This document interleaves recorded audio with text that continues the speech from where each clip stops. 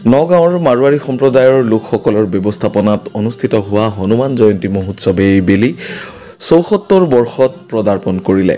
12 এপ্ৰিলৰ পৰা 15 এপ্ৰিললৈকে অনুষ্ঠিত হ'ব লগা এই মহোৎসৱৰ কেওটা দিনতে ভক্তসকলৰ অসংখ্য ভিৰ পৰিলক্ষিত হৈছে। এই সংক্ৰান্তত উদযাপন সমিতিৰ বিষয়ববীয়াৰ লগতে স্বাস্থ্য বিভাগৰ কৰ্মৰত এগৰাকী বিষয়াৰ মন্তব্য শুনোৱা হওক।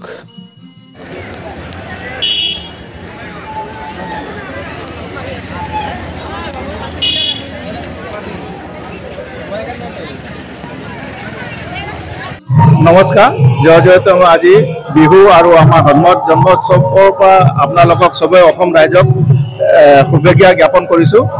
আজি আমাৰ এই অনুষ্ঠানটো যোৱা ৭৪ বছৰৰ পৰা একেৰাহে চলি আছে আৰু ইয়াত অহা বছৰ ৭৫ বছৰ হ'ব আৰু এইটো আমাৰ সনাতন ধৰ্ম অসমত এটা বিখ্যাত মেলা হয় আৰু ইয়াত আমাৰ সনাতন ধৰ্ম যিকোনো জাতি হওক ইয়াত চবেই ইয়াত ভাগ লয় আৰু ইয়াত এইটো নহয় যে এইটো আমাৰ অকলে মেলালে, এইটো অসমৰ ৰাইজৰ এইটো ৰাইজৰ মেলা। ইয়াত সকলো জাতি ইয়াত ভাগ লয় আৰু সকলো জাতি উৎসাহেৰে এইটো উদযাপন কৰে। আজি আমাৰ এইটো তৃতীয় দিন আৰু আজি গোটেই নগাঁৱত এটা শোভাযাত্ৰা ওলাইছে আৰু এই শোভাযাত্ৰাত প্ৰত্যেক জাতি ধৰ্ম এই অনুষ্ঠানত ভাগ লয়। ধন্যবাদ।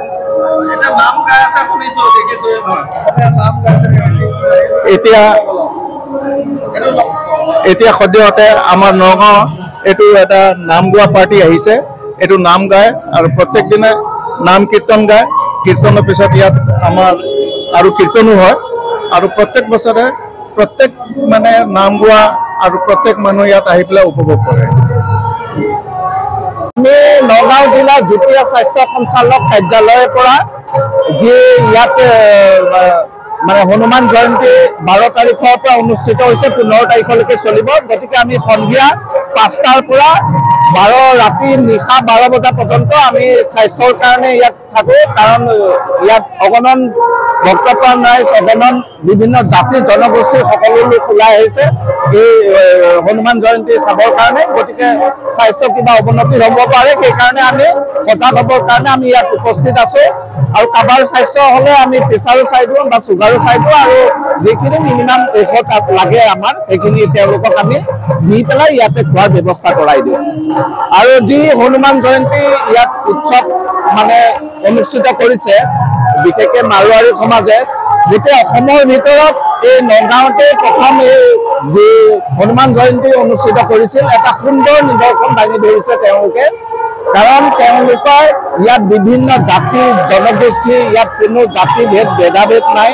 তেওঁলোকে যিখিনি ইয়াত কলা সংস্কৃতি প্ৰদৰ্শন কৰিছে, হিন্দু হওক, বেংগলী হওক, মানে মাৰোৱাৰী সমাজৰ লগতে যিমান আছে সকলো সুন্দৰ নিদৰ্শন তেওঁলোকে দাঙি ধৰিছে আৰু যিটো ভাতৃত্ববোধৰ যিটো এনাজৰী, মৰমৰ যিটো এনাজৰী তেওঁলোকে মানে সেইটো অক্ষুণ্ণ ৰাখিবৰ কাৰণে প্ৰত্যেক বছৰে তেওঁলোকে হনুমান জয়ন্তী এই উৎসৱ অনুষ্ঠিত কৰে আৰু সকলো ওলাই আহে।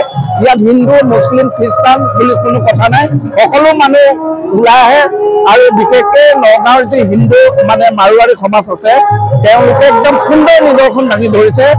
এই প্ৰথমতে নগাঁৱত হৈছিলে, তাৰ পৰাই অসমৰ বিভিন্ন ঠাইতে হনুমান জয়ন্তী উদযাপন কৰে।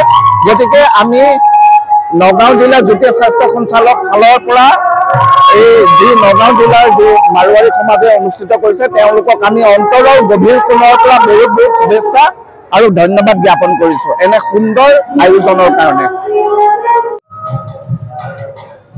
বাহিৰৰ পৰা মুৰাদাবাদৰ পৰা পাৰ্টি আহিছে, সিহঁতে মানে বেলেগ বেলেগ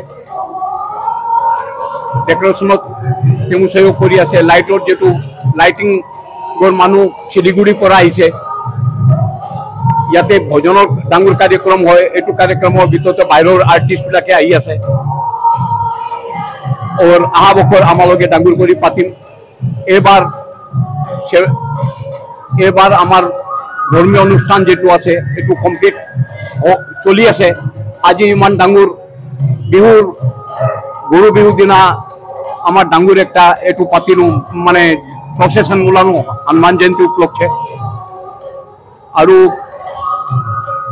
হনুমান জয়ন্তী আৰু আপনাৰ এই মেলাটো আসামৰ ভিতৰতে সবৰ থাকি পুৰাণ মেলা হনুমান জন্মোৎসৱ মেলা যেটো আছে এইটো সবৰ থাকি পুৰাণ আসামত স্টাৰ্টিং নগাঁও পৰা হৈছে মেলাৰ আপনাৰ বিহুৰ শুভেচ্ছা দিলো হনুমান জন্মোৎসৱ সমিতিক মই আসামৰ ৰাইজৰ সবৰ ওচৰতে শুভেচ্ছা জনালো ধন্যবাদ।